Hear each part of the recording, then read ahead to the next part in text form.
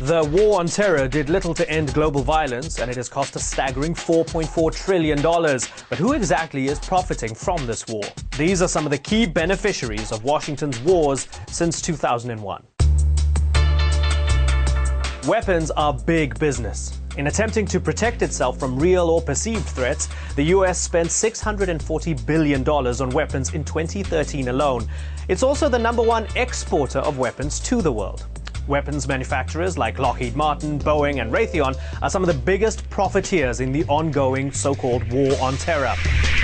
And although military spending is slowing down in the West, it's rising elsewhere. To make up for the slowing sales in the US and Europe, defense contractors are looking overseas.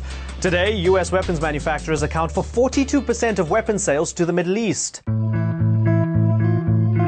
One way for those weapons manufacturers to ensure their lucrative government contracts continue: hire lobbyists. Lots of them. In 2013, 232 defense contractors, including Lockheed Martin and crew, spent $134 million on lobbyists to push Congress to continue these wars. You see, if the war continues, so do their contracts with the governments, worth billions, hence the cyclical nature of this whole military-industrial complex. The US government wants to know whether you're a terrorist, have ties to terrorism, or maybe just have the potential to become one someday.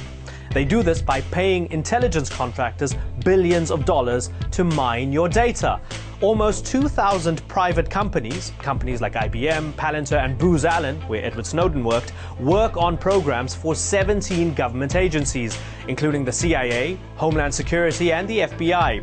Of the estimated $500 billion spent on the US intelligence budget since 2001, 70% of it has gone to private contractors.